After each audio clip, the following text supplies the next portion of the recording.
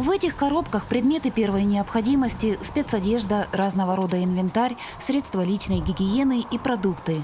Машина отправляется в зону спецоперации, а посылки предназначены для военнослужащих. В сборе гуманитарных грузов принимают участие трудовые и учебные коллективы, общественные объединения и все неравнодушные алданцы. В районном совете пенсионеров работа не останавливается. Плетение маскировочных сетей мастерицы освоили 2 года назад. Вот это полотно предназначено для маскировки крупной военной техники, в том числе танка. Сети, изготавливаемые женщинами совета пенсионеров, получаются легкими и прочными. Кроме того, они способны выдержать воздействие различной силы. А в случае разрыва сеть можно починить. Мы не гонимся за количеством, мы делаем качество, чтобы именно это качество спасало наших ребят, чтобы приносило им тепло наших душ, наше сердце, чтобы они чувствовали это все. Сейчас на изготовлении сетей трудится 10 человек. Часть бригады занята плетением, несколько мастериц делают заготовки. Процесс особых сложностей не представляет, однако от соблюдения ряда правил зависит качество готового изделия. На каждом этапе работы масса нюансов и тонкостей. Кто работает по бригадам, кто выходной, по очереди. Ну, это же пенсионеры. За 70, за 80. Кто-то отдохнет, кто-то выйдет, их поддержит. А вообще они молодцы.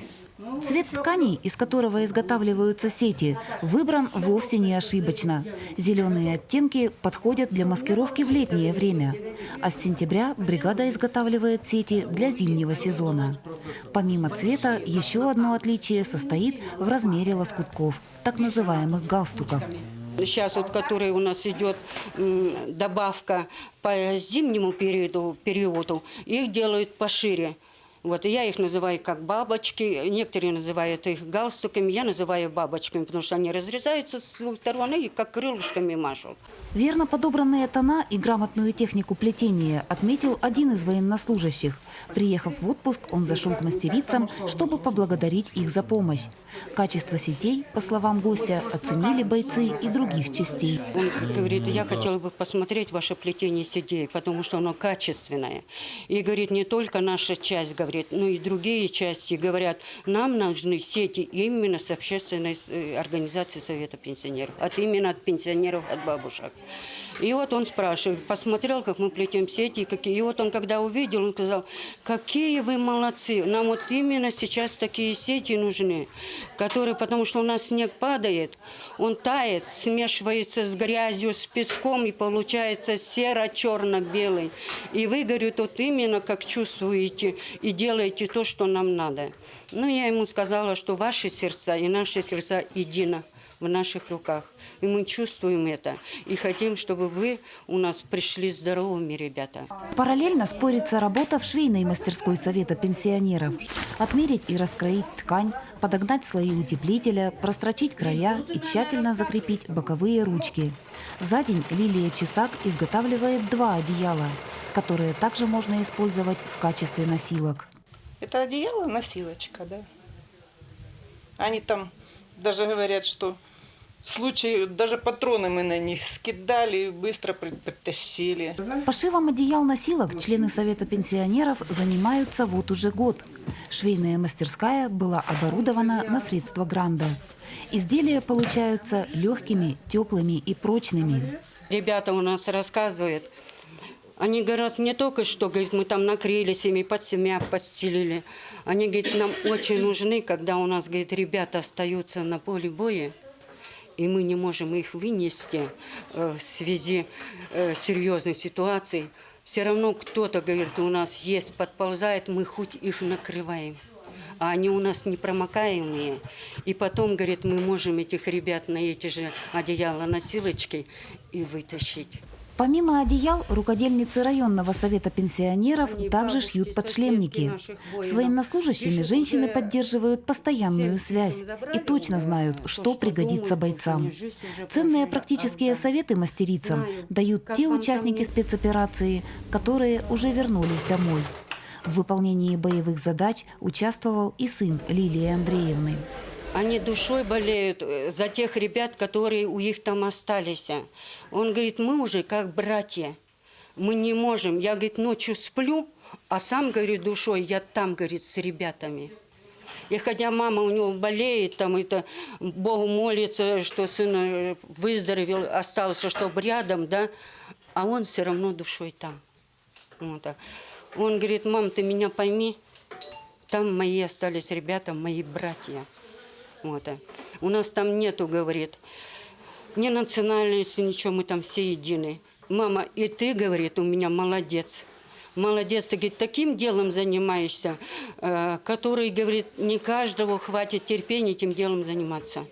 С приобретением материала мастерицам помогают спонсоры и неравнодушные земляки.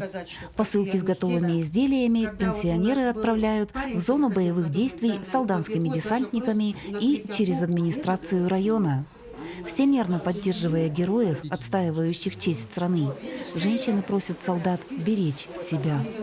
Выражаем нереально большую благодарность Совету пенсионеров Алданского района за предоставленную маскировочную сеть. Мы очень благодарны от души. Победа будет за нами! Поддержку военнослужащим, находящимся в зоне спецоперации, а также получающим лечение в госпиталях, оказывает коллектив Алданской центральной районной больницы. В сборах средств принимает участие весь персонал. Помощь мы оказываем, конечно, на постоянной основе уже в течение 2 лет. Отправляем теплые вещи, лекарства, перевязочный материал. Ну, теперь отправляем и специальную технику, у которой у ребят возникают потребности. Стараемся во всем активно поддерживать и непосредственно членов семей участников специальной военной операции, которые непосредственно работают в нашей больнице. Мы им стараемся оказать помощь и в материальном плане, и еще в каком-то, в общем, помогаем всем, чем можем. Запас медикаментов и медицинских изделий требуется пополнять постоянно, и медработники активно помогают лечебным учреждениям силовых ведомств. Недавно в один из госпиталей была отправлена очередная партия посылок. Наряду со сбором грузов в военные части и в госпитали Алданская ЦРБ оказывает адресную поддержку землякам, участникам спецоперации. Адресная помощь, в том числе мы оказываем тоже помощь, особенно тех бойцов, которые нуждаются в специальном лечении. Например, ингаляторы, специальные противообезболивающие средства и так далее, и так далее. Формируем адресные посылки и отправляем непосредственно тем, кто нуждается. Николай – участник специальной военной операции. Находясь на выполнении боевых задач, он получал посылки с необходимыми ему препаратами. Приехав домой в отпуск, мужчина решил поблагодарить коллектив больницы за неравнодушие, отзывчивость и поддержку. Большое спасибо за лекарства Лидии Петровне, что отправили, не мог нигде найти миасма, ингаляторы найти не мог. Молодцы, отправили.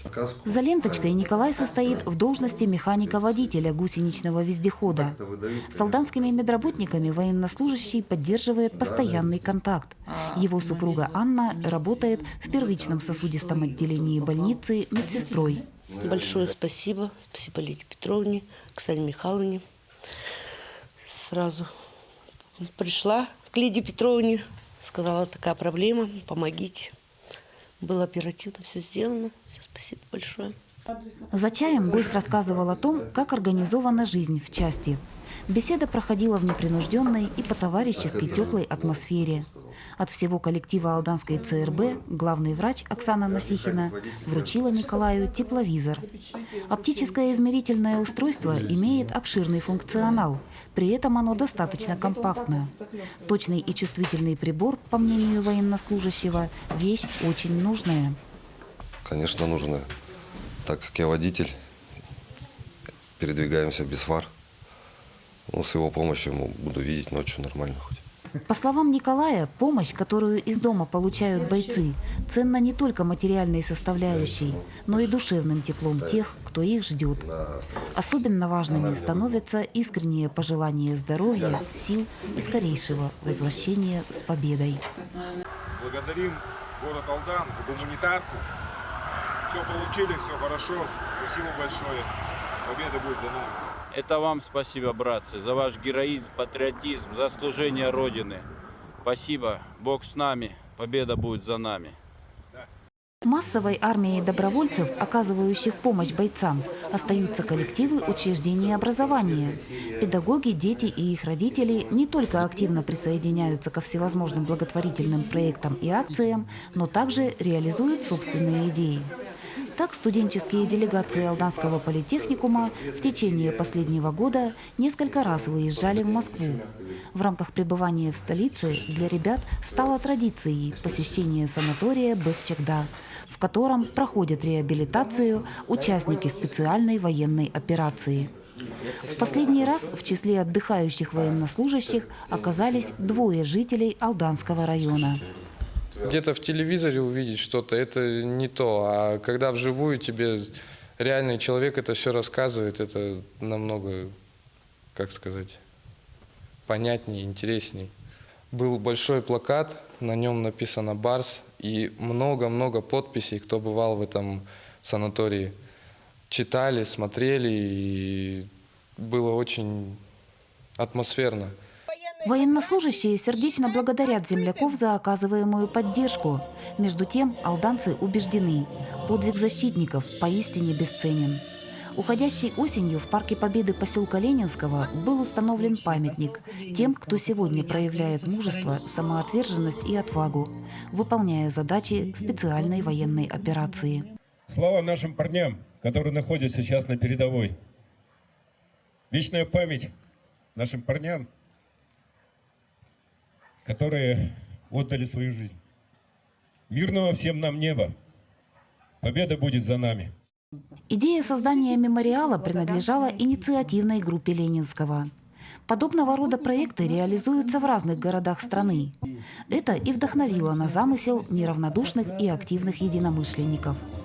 К сбору средств присоединились жители. Весомой стала спонсорская помощь организаций.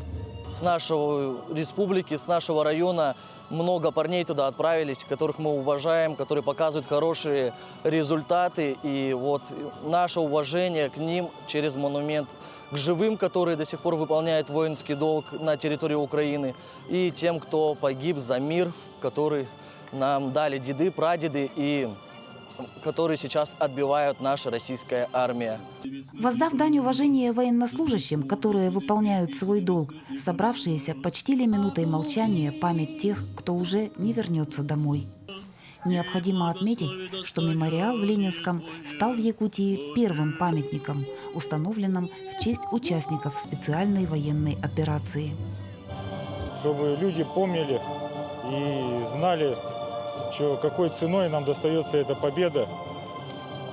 И подрастающее поколение, чтобы воспитывалось в правильном направлении и были ценности у них к защите Родины и чести, достоинства, как полагается настоящим защитникам Отечества. Доблесть и отвага бойцов, выполняющих задачи спецоперации, неизмеримы. Героизм военнослужащих находит горячий отклик и поддержку в сердцах миллионов россиян.